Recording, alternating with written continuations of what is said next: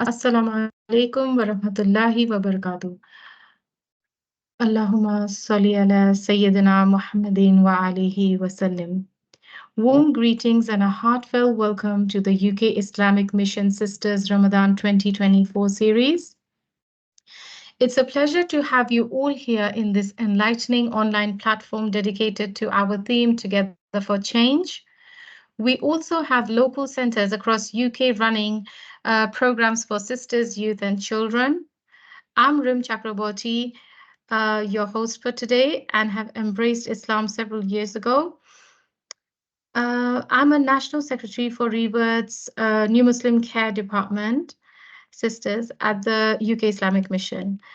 Let's embark on this journey together, exploring the essence of cooperation in righteousness and God consciousness. Before we start our session, let's quickly go over a few housekeeping guidelines.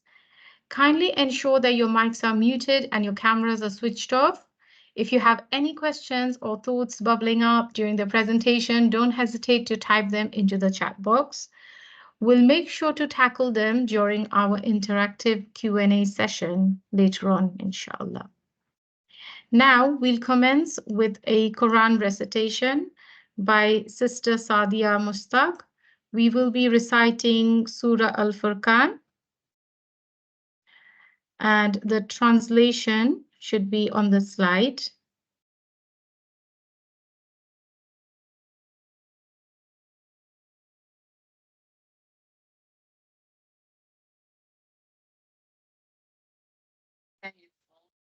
بسم الله الرحمن الرحيم.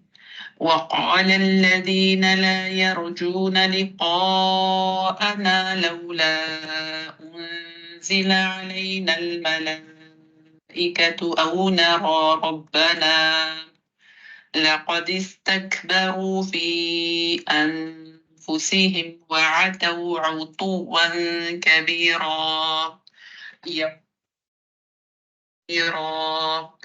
يوم يرون الملائكة لا بشرى يومئذ للمجرمين ويقولون حجرا محجورا. وقدمنا إلى ما عملوا من عمل فجعلناه حباء منثورا. أصحاب الجنة يومئذ خير مستقرا وأحسن مقيلا. ويوم تشقق السماء بالغمام ونزل الملائكة تنزيلا. الملك يومئذ الحق للرحمن وكان يوما على الكافرين عسيرا. ويوم يعض الظالم على يديه يقول يا ليتني اتخذت مع الرسول سبيلا. يا ويلتى ليتني لم أتخذ فلانا خليلا. لقد أضلني عن الذكر بعد إذ جاءني وكان الشيطان للإنسان خذولا. وقال الرسول يا رب إن قوم اتخذوا هذا القرآن مهجورا. وكذلك جعلنا لكل نبي عدوا من المجرمين وكفى بربك هاديا ونصيرا.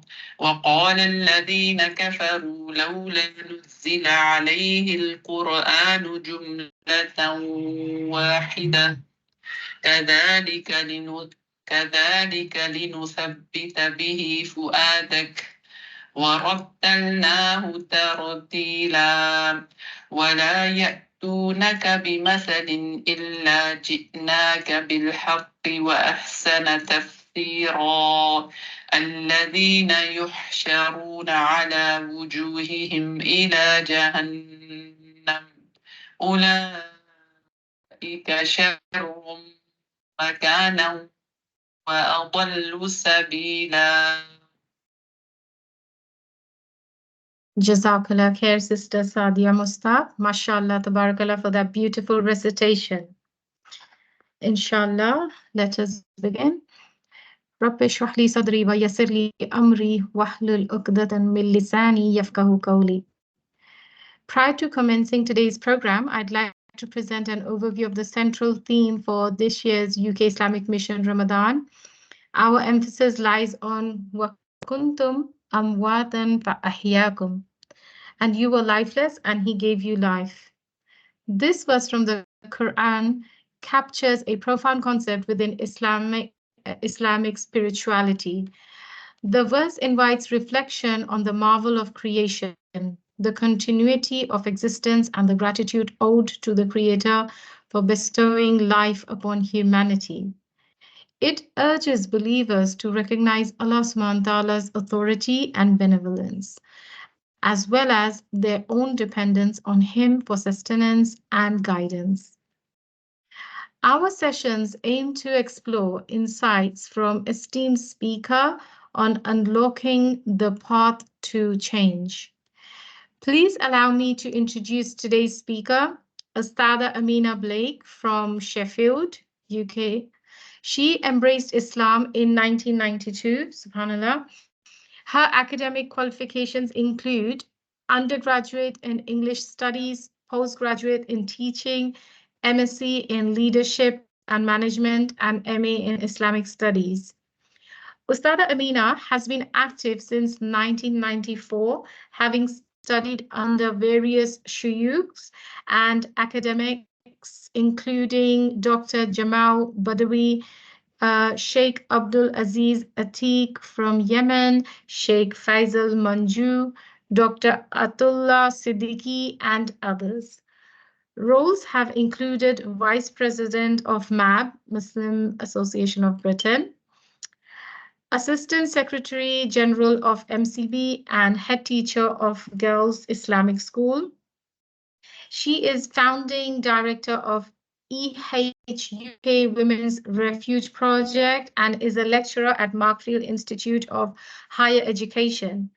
She also sits on mosque boards and is an Islamic advisor on Halal Guide. Ustada Amina lectures about Islam nationally and internationally and has appeared at conferences, fundraisers, and events across the globe. Her topics include Tazkiyah, women in the Quran, Dawah, Seerah, and others. She delivers regular live interaction lectures on Facebook and has appeared on channels including Channel 4, Sky TV, the Islam Channel, BBC Radio, Iqra TV, and many more. I'm pleased to introduce Ustada Amina Blake, who will be leading today's session on community spirit. As we delve into our third week and third day of discussions, we'll focus on enhancing our connections with the community. Ustada Amina will be sharing insights on building better relationships. May Allah subhanahu wa ta'ala accept it from her. Ustada Amina brings a wealth of knowledge and expertise to our gathering. MashaAllah, tabarakallah, her accomplishments are truly inspiring.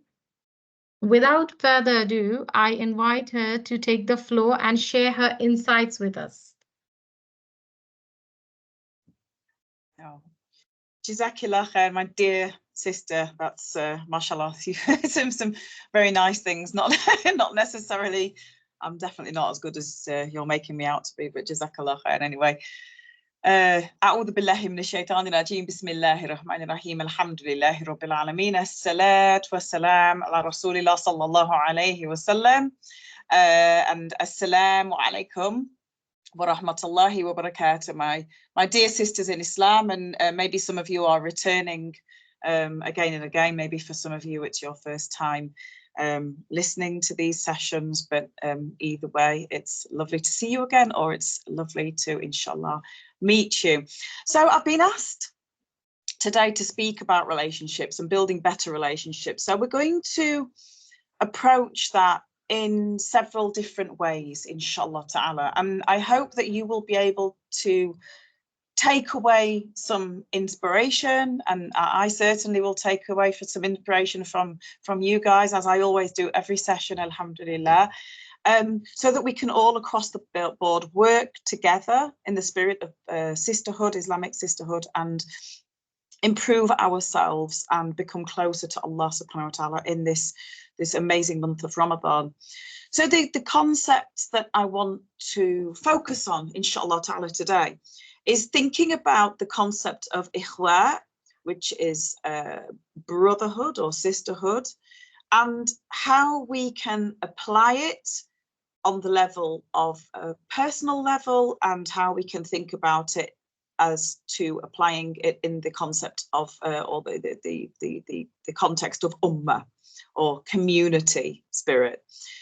We're also going to take a journey through nasiha, which many people translate to advice, although we will navigate through that and see that actually nasiha is something that is much deeper than simply advice, and how that can be used and applied and in the context of the Quran and the Sunnah of Rasulullah sallallahu alaihi wasallam to improve our relationships together, inshallah ta'ala. And that's relationships on all levels, by the way. So we're going to go on this amazing journey together, and we're going to explore this through the Sunnah of Rasulullah sallallahu alaihi wasallam and through the Quranic text or Quranic verses. So what Allah subhanahu wa ta'ala has shown us. So we're going to explore these again in quite a holistic way. So let's see what is central to this and what is central to making a relationship successful, because that's what we're looking for. Now, central to the relationship with other people, no matter who that is, whether that is a Muslim, whether that is someone who is not Muslim yet, whether that is somebody who is your enemy, or whether that is somebody who is your closest companion and bestest friend in the whole wide world. There are two principles that we apply to ourselves, okay? Because remember, at the center of your relationship with others is you. Number one, and please, sisters, I hope that you're making some notes here, inshallah ta'ala, maybe on your phones, or maybe you have a notepad, or like me, a bunch of post-it notes that generally fly around the office. So number one, the relationship with Allah subhanahu wa ta'ala is key to your relationship with other people. And number two, your relationship with yourself and how you navigate that, how you organize and manage that is key to your relationship with other people as well. So think about what your relationship with Allah subhanahu wa ta'ala is and how it affects your relationship with yourself and how it affects your relationship with other people around you. Now, when we look at Iman or faith and the way we are feeling, the way our relationship, like our level of relationship with Allah subhanahu wa ta'ala, every single one of you and me, we are all at slightly different places, and that fluctuates over time. So one day you might have a very strong Iman, especially in the month of Ramadan, right, sisters? Our Iman tends to be stronger, inshallah, during the month of Ramadan.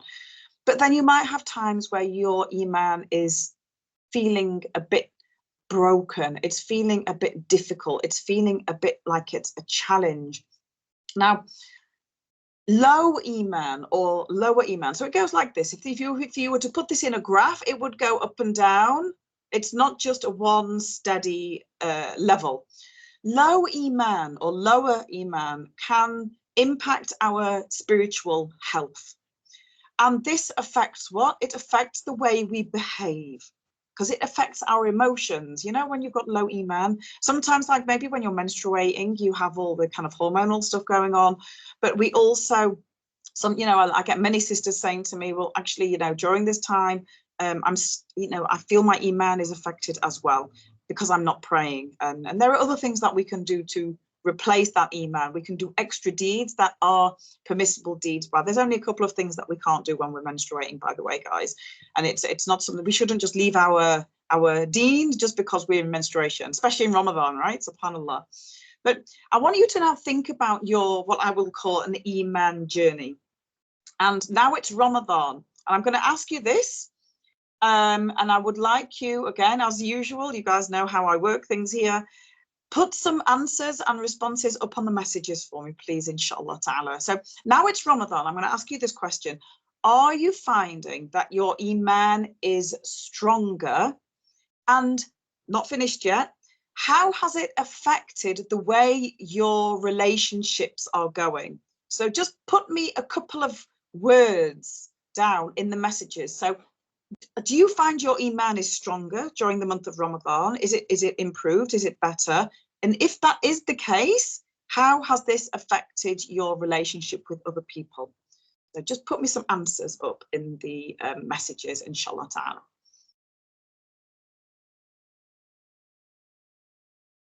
Type as fast as you can, inshallah, because I always get into trouble for going over in these sessions. Stronger, more patient. Oh, mashallah. Well done, you. Easier?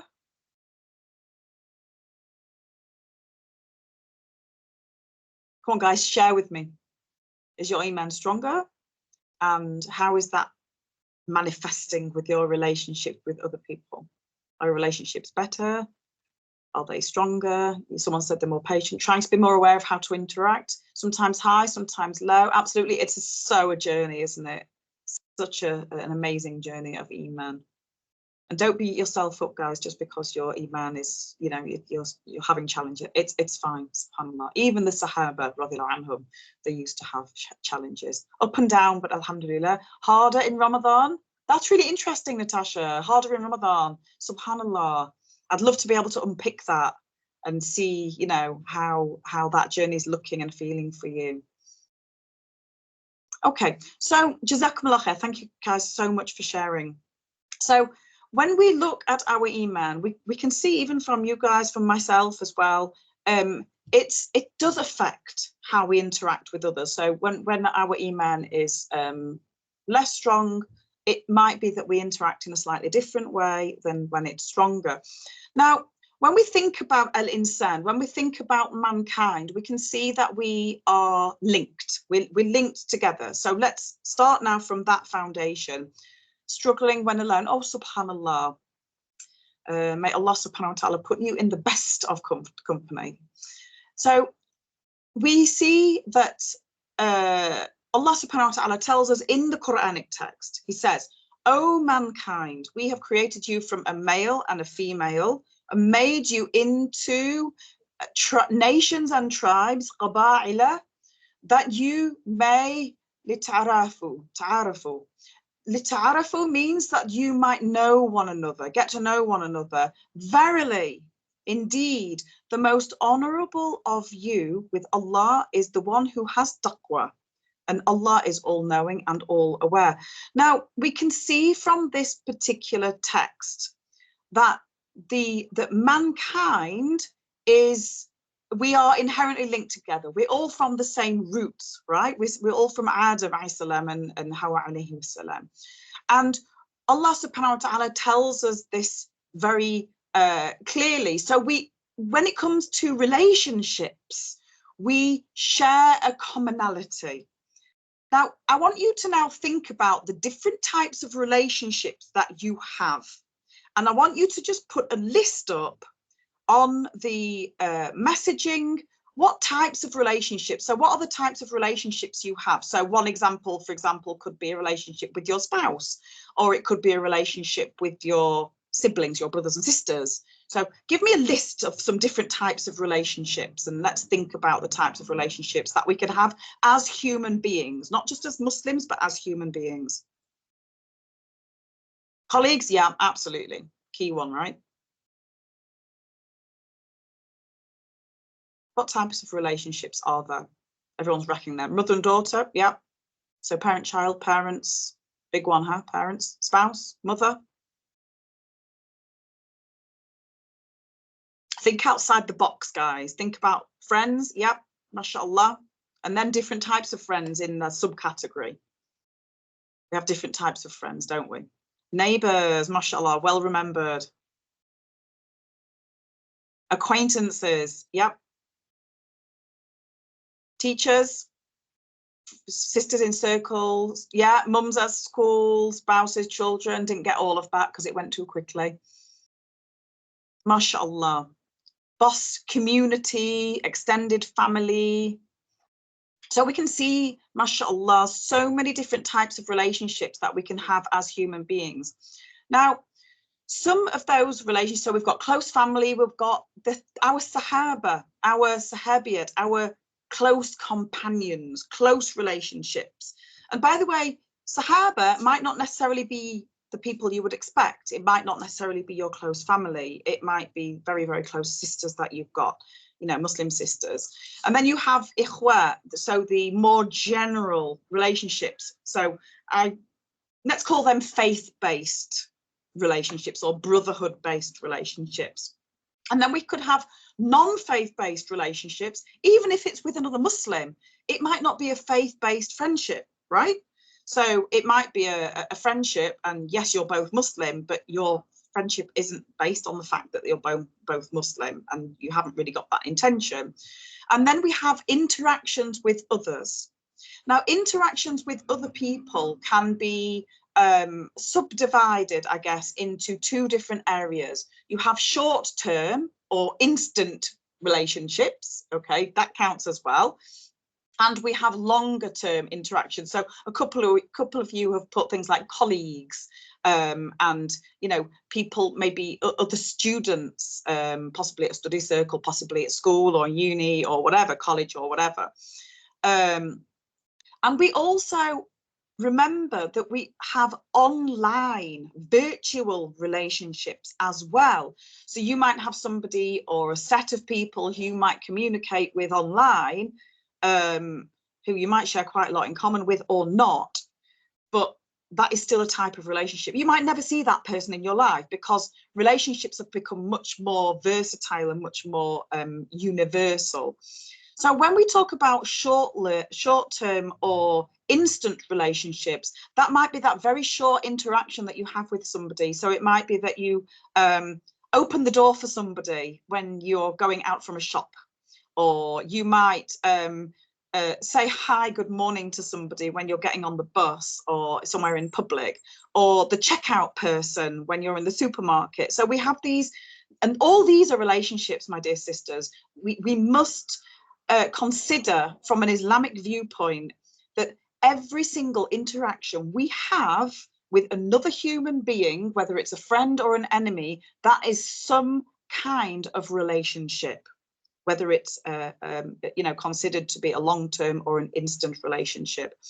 Now, at this point, we must move on and talk about niyyah, intention, because niyyah, and this goes back to the relationship with Allah subhanahu wa ta'ala, intention is central to every relationship that you have, whether it's your relationship with your kids and your spouse, or whether it's a relationship with somebody who you see for literally 30 seconds. All of them have to have ikhlas, a pure intention. Rasulullah sallallahu alaihi wasallam said, and you guys, mashallah, are so well versed in this, that indeed actions are but by intention, and everyone shall have what they intended. So we have to have ikhlas, or purity, a pure intention behind every single relationship that we have, whether that's a 30-second relationship with the checkout person at Tesco or whatever, wherever it is you guys shop, or whether that's your relationship with your spouse. It should always have a pure intention. So what should we consider when we're thinking about our intention in relationships? Number one, the most important thing, is this relationship a permissible one? Okay.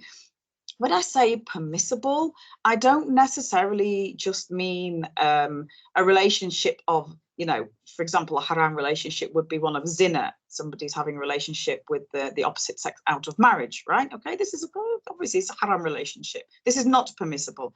But we have other relationships that maybe are not permissible. And it's up to us to decide this. So if you've got a relationship with somebody and your relationship is based on riba, backbiting, or something that is very negative or toxic, or you do haram things with that person in that relationship, you go out to somewhere that's haram, you know, you go somewhere with your girlfriends or whatever, to, you know, a nightclub or whatever, then this is not a permissible relationship at that time. But like any relationship, you could make it permissible by correcting this, or better to just park it to the side and not have that anymore because it's not healthy. The second question you ask yourself is this ibadah for me? When I say ibadah, is this with ikhlas? So is it purely for the sake of Allah subhanahu wa ta'ala? Will this relationship that I'm having right now please Allah? And do I have purity in my approach to it? The third question, is it good and healthy for me? Is this relationship good? Is it healthy for me, my mental well-being? We're going to talk about toxic relationships in a minute, because I know that's a question that will definitely come up. The fourth consideration in a relationship, am I good for that other person? Am I doing good for that other person? Whether that's a good mental positive attitude, or whether it's that, you know, I'm doing something good for that person, or when I'm with that person, is something good coming out of that? And if not, I need to reevaluate myself and my position in that relationship and how I can change it to make it better, to make it good. So let's have a look at toxic relationships. Now, the word toxic relationship is thrown around a lot in modern society. So here I think it's really important to define what I mean when I talk about a toxic relationship.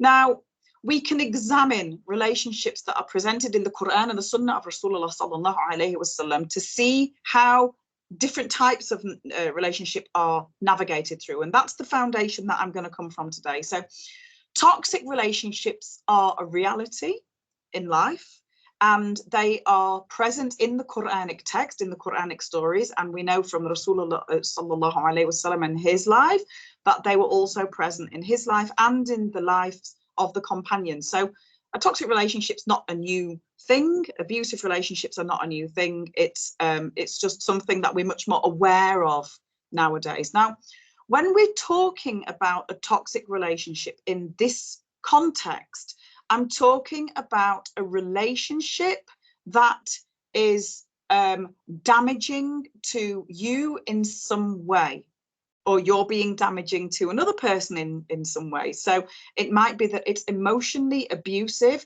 When I talk about emotionally abusive, I'm not talking about a relationship where you disagree with somebody, or you have an argument with somebody, but that person is not an inherently manipulative or toxic person. It's just that you disagree on certain key issues. That is not a toxic relationship. And you know, it's very easy to widen that web and widen and put the cover of everything's toxic because somebody doesn't agree with you, or because you had an argument with them or something like that. That's not the case. So if something is abusive on the long term, and that behavior is definitely on the side of the other person, it's not a two-way street, that person is being manipulative or narcissistic. And by the way, when I talk about narcissistic, I'm not just talking about narcissistic guys, I'm also talking about narcissistic women as well, because there are plenty of those, believe me, my sisters. Sometimes it manifests in a slightly different way, but there are plenty of narcissists as sisters, and I've seen that firsthand, subhanAllah. May Allah guide and protect us all, inshallah ta'ala. And so I'm also talking about emotional, spiritual abuse, and of course, physical abuse as well. Now, let's go to the Quranic text.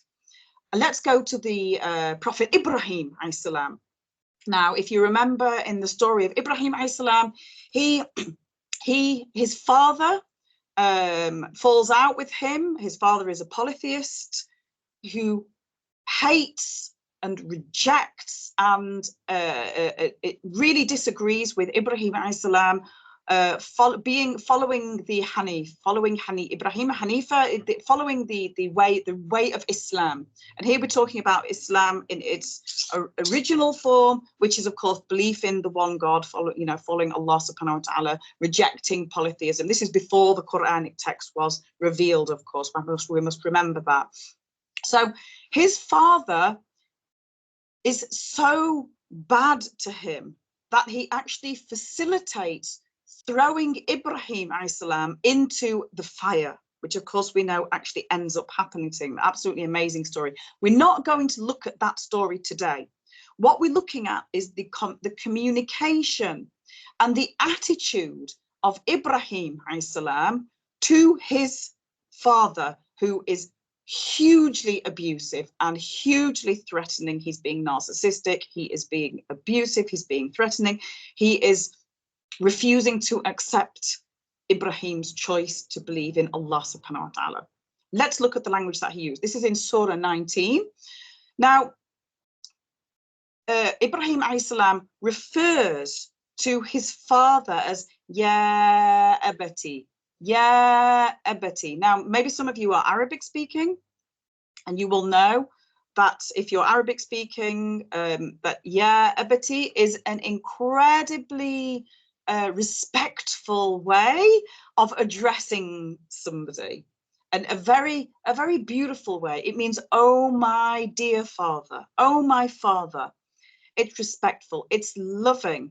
He is giving the message of believing in the one God, Allah subhanahu wa ta'ala, at this point.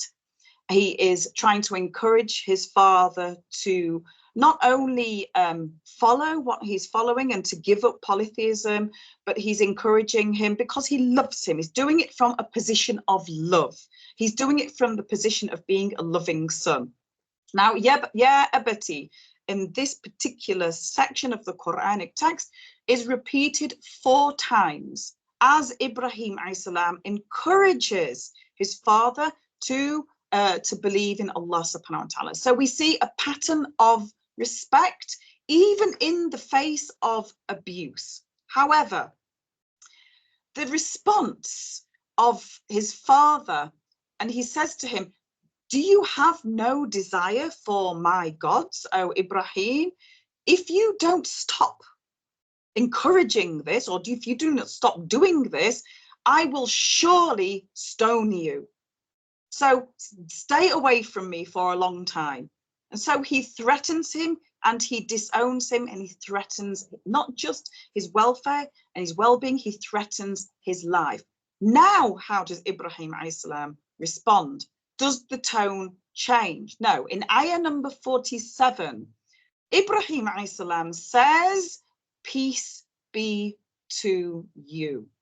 I will ask my Lord to forgive you. So even at that point, Ibrahim salam, he sticks to his principles, but is very beautiful in the way he does it. He's not aggressive with his father. He's not abusive with his father, even though his father is being completely toxic with him. We can learn a lot of lessons for this about our toxic relationships. Ibrahim salam walks away from the relationship with his toxic father because his faith, his emotional well-being, and his safety are at risk. However, he walks away with salam.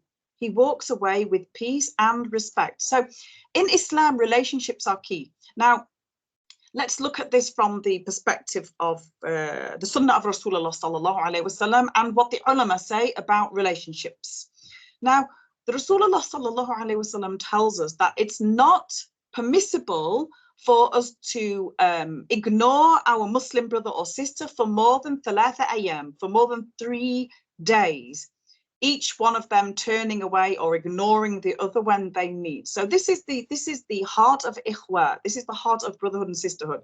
And he also adds, the best one of those two who have fallen out, had an argument, is the one who gives salam first. Let's have a look at what this actually means according to the ulama, according to the scholars, because there's a difference between a falling out and a toxic, abusive relationship. Let's just separate those out, because very often especially as sisters. Some of you may be in abusive relationships. Some of you have maybe in the past faced toxicity from individuals, and you've been told, especially if it's a spousal relationship, oh, you have to be patient and you have to stay in the relationship, and you know that's your job to kind of put up with it. There's a major difference between safeguarding oneself from abusive, toxic behaviour and you know, having a relationship that needs counselling, help and support. Now, there is an agreement amongst the ulama, amongst the scholars, that shunning somebody, like ignoring somebody for more than 3 days is not permissible, very clear in this hadith, except there are exceptions to this. If somebody if somebody you have communicated with on a you know long period of time is harming you in some way, whether that it might be harming your religious practice, your deen, it might be harming yourself emotionally or physically, or harming you financially. So here we're talking about forms of long-term irrevocable abuse that you've not been able to resolve. In this case, it is permissible to not talk to them. But again, there has to be a very valid reason, and you're doing this to avoid harm, darar in Arabic, to yourself. Because avoiding, and this is in Fath al-Bari, which talks about avoiding someone in a beautiful way is better than mixing with them in a harmful way, because one of the key maqasid sharia, the key pillars of the sharia, is to avoid harm and avoid harming others, harming the environment, animals and all the rest of it. Now, here the key, the intention is to avoid harm from the person. It's not to damage or backbite about them. It's not to indefinitely block or ignore them. If their behavior changes, then it's of course, in the spirit of brotherhood and forgiveness, you know, it's okay to re-engage with that person. And thirdly, not for a small reason, sisters. Not, you know, if just having a disagreement or having an argument with your friend is not a reason to start ignoring them.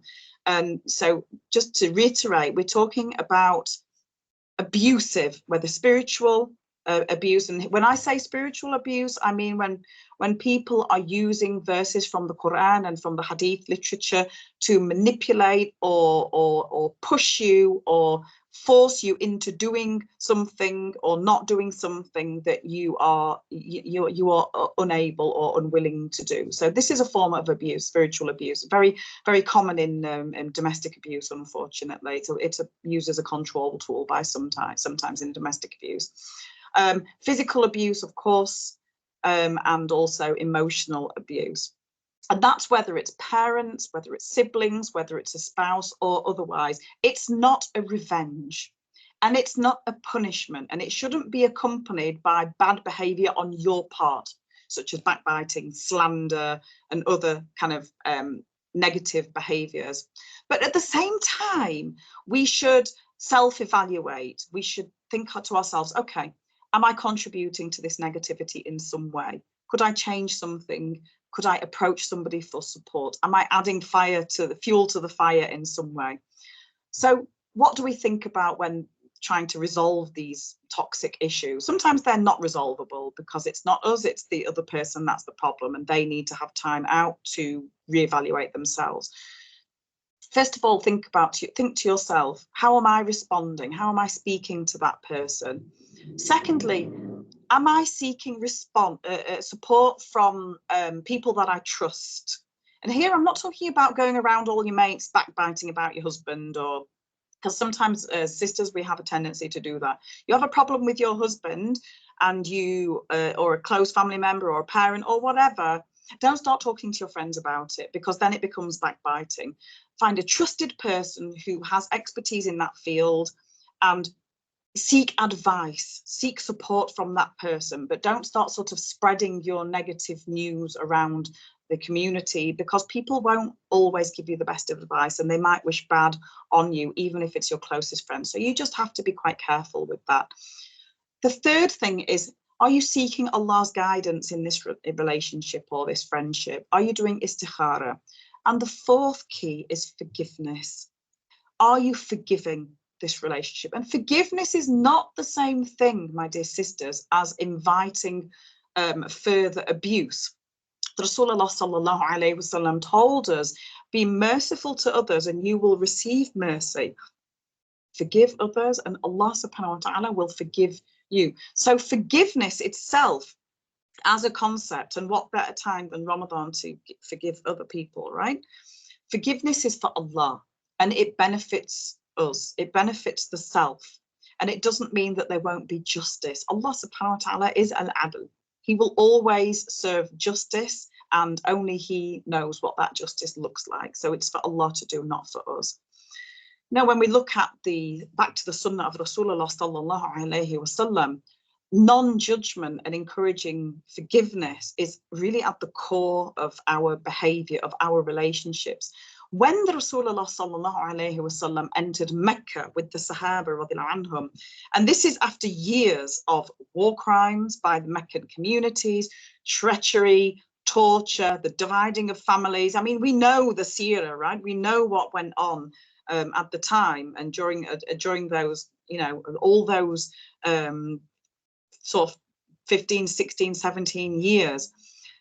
But the Rasulullah sallallahu alaihi wasallam on entry to Mecca gave really strict orders. Do not start a fight, and announced to the Sahaba, this is a day of mercy. Imagine this, after all this abuse, after all these war crimes that have taken place, he's still taking the stance of mercy.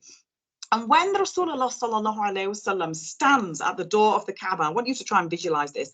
Visualize the door of the Kaaba, and the Rasulullah sallallahu alaihi wasallam is standing there to this community who have literally ripped the whole thing apart. And these are the people who have been abusing him and the Sahaba for so many years.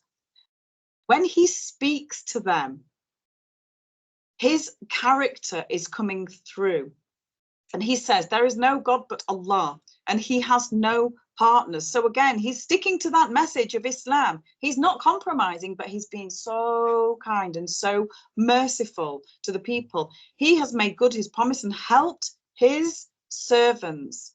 And then he addresses the Quraysh directly. Yeah, Quraysh, Allah has taken from you the days of paganism, the pride and the arrogance of paganism, and the lineage of the behavior of your ancestors. And then he recites from the Quranic text, and he talks about the verse that we talked about earlier. We have created you from male and female and made you into tribes and nations so you may know one another. And then he speaks to them words of forgiveness, and he takes again the words of the Prophet Yusuf salam and says, today there will be no reproach for you. Allah forgives you because he is the most merciful of the merciful. Imagine this, my dear sisters, after all that abuse, the default is to have mercy, because Rasulullah sallallahu alaihi wasallam can see the bigger picture here, the longer term. And then he says in the end, go your way, for you are free. He could have taken them prisoners of war. He could have put people to death for treachery. He didn't, sallallahu alaihi wasallam. And now look at Mecca and Medina and the Muslim world. This mercy has led to this amazing legacy of Muslim lands. So we should not be aiming to retaliate, even though retaliation in a halal form is something that is it is okay as long as it's done in a permissible way. But Allah subhanahu wa ta'ala tells us in the Quran, it's best for those who are patient.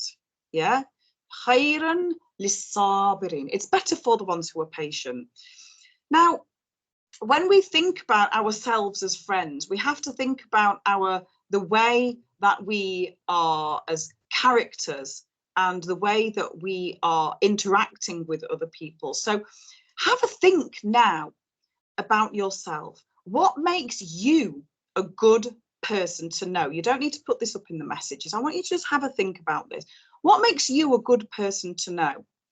Do you recognize the illnesses or the diseases of the heart? Do you recognize your own faults as a friend, as a wife, as a daughter, as a sister, as a person going into your supermarket and interacting with the person who's at the checkout? As a driver, are you a person who suffers with like road rage and starts being abusive when somebody cuts you off or whatever? Or are you a person who replies with a smile and lets the person through? It applies, the attitude and the niyyah applies to everything. And we have to be constantly self-evaluating. What makes me a good person to know? It's all right saying I have a good relationship with my close family or my mates or my colleagues, kind of at the in the masjid or whatever, the brothers and sisters in the masjid or whatever. But what about your relationships with the people who will only see you for a few seconds? What about the relationship with the people who are really needing the da'wah from you, who are really needing to see positive behavior from us? What are those people's experiences of you? So when you're at that checkout, do you stand there with no smile on your face? You don't chat with the checkout person just for those few seconds? Remember, that person has to sit there for 8, 9, 10 hours a day doing their shift. You might be that person who opens their heart and makes their day brighter. And this in turn releases endorphins, and they will then associate positivity with seeing you. And if you're a muhaggab, if you're a hijabi, then they will also associate that with Muslims and Islam. So we have to put ourselves and our own characters at the center of that. And adopting muhasabah, and this is of course self-evaluation, which is recommended by Umar ibn al-Khattab, it has to be the first ingredient to making that change. Get to know your heart and its voice. Adopt what's called in the Quranic text nafs al-lawwama. Nafs al-lawwama is the ego or the self that blames. It self-evaluates. Lawam, it's it's mentioned in the Quranic text. Allah subhanahu wa ta'ala says, and I call to witness the nafs that blames. It blames itself. So are you a good person to know? Is your character a good thing to other people? Now, we know that Rasulullah sallallahu alayhi wasallam was sent as lirahmatan lil alameen, as a mercy to all of mankind. Are you living that in your relationships, whether it's your close spousal relationship or whether it's relationships with other people, whether it's work, Muslims or non-Muslims? It makes no difference. So if we're truly going to stand in the footsteps of the Rasulullah sallallahu alaihi wasallam, we have to think about ourselves and our relationship with Allah subhanahu wa ta'ala and how other people see us. It's not how about you see yourself, it's about how other people see you. And you will get a hint of that from how people interact with you, especially in those relationships which actually they're not a transactional relationship. So such as relationships at work or relationships maybe with your neighbours. Do your neighbours approach you for help and support? Do they feel confident to do that, especially the non-Muslim ones? Do they trust you? Do they, like the non-Muslims, the Quraysh trusted Rasulullah sallallahu alaihi wasallam? So even though they were at war with Islam and they were at war with Rasulullah sallallahu alaihi wasallam, they still trusted him with their most expensive possessions. Imagine this. And then when the Hijrah time came, Rasulullah sallallahu alaihi wasallam leaves Ali, who is entrusted with the items from the Quraysh, to give them back to the Quraysh. This is when the Quraysh are planning to kill Rasulullah sallallahu alaihi wasallam. He's still trustworthy and he still does this, even though he didn't have to. It was essential for him to do that within his role as Rasulullah sallallahu alaihi wasallam, and this is part of the Sunnah. So to build this reputation, we need to strive. We need to spend time thinking about ourselves. We need to build allyship from communities, from individuals, and we need to work on ourselves.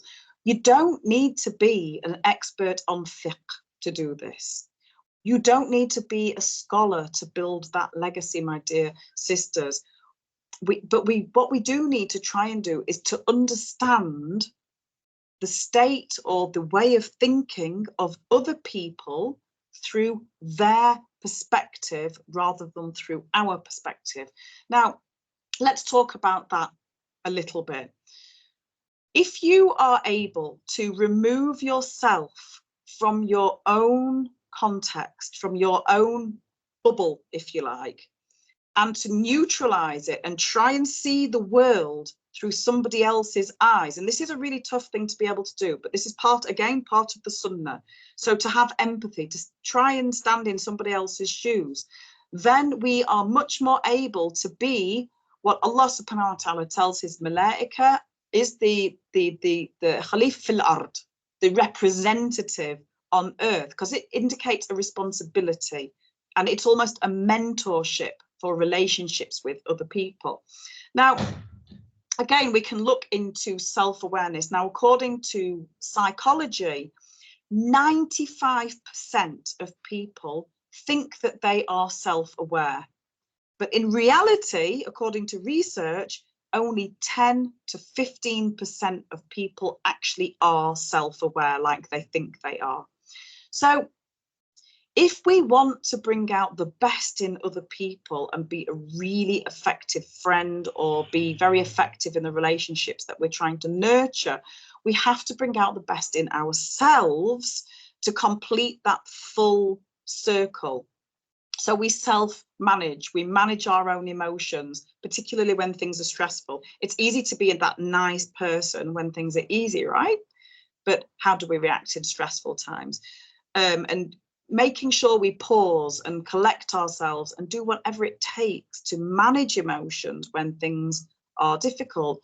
And we know, according to the Sunnah of Rasulullah sallallahu alaihi wasallam, the Sunnah, when you're angry or you're frustrated or you're feeling negative in that way, feeling angry, is to sit down or lie down. Okay, why? Because this balances out the body. It's really hard to scream and shout and yell and swear at somebody when you're lying down, right? You feel slightly weird doing that. And this is why the Rasulullah sallallahu alaihi wasallam responded in this way, and why he recommended to do this, because it diffuses a situation in really the most beautiful of ways. Now, earlier on, we were talking about these temporary relationships. I'm going to finish shortly, inshallah, because I know that we're nearly out of time. But in a really famous incident, and I know, my dear sisters, you will have heard of this incident, and it's a temporary relationship at the time. We're told by the companions that while they were in the masjid with Rasulullah sallallahu alaihi wasallam, one of the Bedouin came into the masjid and he stood up in a corner of the masjid and he starts to urinate, right? It's a very, very famous incident. And the companions were very angry, and they were telling this guy, stop, stop, stop. Like, you know, they were going to do something to him. They're very angry. Rasulullah sallallahu alaihi wasallam said very clearly, leave him alone. And they left him alone. And when he'd finished urinating, because for the Bedouin, this wasn't an offensive thing. So think about the emotional intelligence here. Think about how the Rasulullah sallallahu alaihi wasallam was seeing things through the eyes of the Bedouin, not through the eyes of the Muslims. He said, don't interrupt, leave him alone. When he finished, Rasulullah sallallahu alaihi wasallam then called him into a private space and said to him, the masjid is not the place for urine and for dirty things, just for dhikr and salah, recitation of the Quran, and said something like this. Then Rasulullah sallallahu alaihi wasallam just asked one of the Sahaba to bring some water and pour it over the the filth that had been created there. Now, if Rasulullah sallallahu alaihi wasallam had responded in a different manner, that relationship that was created there in that instant could have been broken forever. And that person, maybe, we don't know whether this Bedouin became Muslim or didn't become Muslim. However, that relationship, that allyship, could have been absolutely broken, and he could have gone away with a very negative impression of Islam and Muslims and Rasulullah sallallahu alaihi wasallam. But instead, he walks away, number one, with some new knowledge, and number two, feeling like his culture had been valued by the Rasulullah sallallahu alaihi wasallam, and until he had some beautiful advice in the most beautiful of ways, in a respectful of way, to change. So when we think about this in the context of relationships, in particular with the Ummah, we are told by Allah subhanahu wa ta'ala to hold together in the covenant, the promise of Allah subhanahu wa ta'ala, وَلَا تَفَرَّقُوا, and do not be disunited. This is Allah subhanahu wa ta'ala says this in Surah Al-Imran. So we're given a list of ways by the Rasulullah sallallahu alaihi wasallam of how to navigate our relationships with one another. And this is where I'm going to end. I'm going to end with this really very beautiful list of brotherhood, sisterhood that we really need to be reminded of. So number one, don't envy one another. Don't deceive one another. Don't hate one another. Don't turn your backs on one another. Don't intrude on the business of one another. Don't oppress one another or abandon one another. Don't look down on one another. And then the Rasulullah sallallahu alaihi wasallam, he said, at-taqwa hahuna. He says the taqwa, the God consciousness, is hahuna. It is here. And he points to his chest 3 times. And he says, it is sufficient evil for a person to look down on his brother Muslim. The whole of a Muslim to another Muslim is inviolable. You never violate it. His blood, his property, and his honor. So even in the midst of those negative and positive relationships, that ikhwa, that respect, that love for one another for the sake of Allah subhanahu wa ta'ala, and that forgiveness for the people who might have done us wrong, is at the central point of everything when we're looking at our relationships.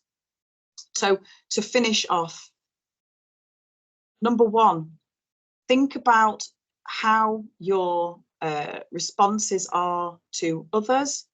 Think about the positive responses that have become very public, have really hit the internet very deeply, and have had a very positive impact on people of all faiths. So what about the Imam with the cat that goes, this was 1 year ago, nearly exactly to the day, with the cat that climbs him in Tarawih, and he is very kind to the cat and allows the cat to do whatever it likes, and this goes viral, subhanallah, and people think, wow, this is a beautiful way, this is the way that Muslims are. We can adopt those behaviors in our relationships, my dear sisters, to no matter what they look like. A few simple principles to finish off on. Number one, follow the principle of Rasulullah sallallahu alaihi wasallam. Say something positive or stay silent. Number two, actions speak louder than words. Giving nasiha, or giving the rightly intended guidance, which is what nasiha actually means. If you remember, we mentioned this earlier. It's not always about correcting somebody, you know, in this verbal way. Some people might not be ready for that, might not be able to handle that. Remember, looking through the lens of where they are, not where your iman is. So sometimes actions speak louder than words. So maybe showing somebody something or acting that way yourself is the best of nasiha. And sometimes it's thinking about with wisdom what the time is and being non-judgmental. And maybe it's not the time for that person to hear that thing right now because they're not ready for it. Number 3, always have intentions purely for the sake of Allah subhanahu wa ta'ala. And number 4, when we correct others, do so in the most beautiful of ways, with wisdom and non-judgment. Jazakumullah khair. Subhanakallahumma wa bihamdika ashhadu an la ilaha illa anta astaghfiruka wa atubu ilayk. Bismillahir rahmanir rahim. Wal asr innal insana lafi khusr illa alladhina amanu wa amilus salihat wa tawassaw bil haqq wa tawassaw bis sabr. Jazakumullah khair, my dear sisters. Barakallah feek, mashallah. Jazakallah khair, Ustada Amina, for that beautiful session and guiding us through an enlightening and engaging session. Your insightful contribution has enhanced our discussion significantly, mashallah. Jazakallah khair for your valuable input. I'm sure everyone's reflecting on today's session and drawing lots and lots of lessons in terms of being mindful of others, showing empathy, emotional intelligence for the sake of Allah, inshallah. Moving on from there, so our today's UK Islamic Mission branch appeal is about orphans care appeal, orphans care. So, sister, if we could have the appeal page, please, and put it in the chat box, please. So, looking at the appeal for today, as some of you may already know, UK Islamic Mission is the earliest established Islamic organization in the UK, founded in the 1960s. We have ongoing projects within the UK that people can participate in, as well as relief efforts taking place outside the UK. Today, we appeal for orphaned children who face an uncertain future without parental care. At UK Islamic Mission, we are dedicated to supporting these children, providing essential services like education, healthcare, and nutrition, along with emotional support. Your help ensures they have the opportunity to thrive and build a brighter future, inshallah. Please remember to connect with us on our social media platform, inshallah. We maintain several pages and we kindly ask you to like and subscribe to stay informed about our ongoing programs throughout the year. We extend our sincere appreciation to our esteemed speaker for sharing her wisdom with us during today's session. Jazakallah khair to all attendees for actively engaging and contributing to our discussion, enriching our gathering with diverse perspective. May Allah SWT generously reward each one of you for your dedication to seeking knowledge. Let us also acknowledge the invaluable efforts of UK Islamic Mission volunteers who work diligently behind the scenes, as well as the platform that facilitates our meaningful gatherings. We are truly grateful to Allah subhanahu wa ta'ala for granting us the opportunity to come together in His name and cultivate this enriching community. May our gathering be pleasing to Allah subhanahu wa ta'ala and inspire us to continue our pursuit of knowledge and service to His cause. Jazakallah khair for being a part of this beautiful gathering. Now we move on to our du'as.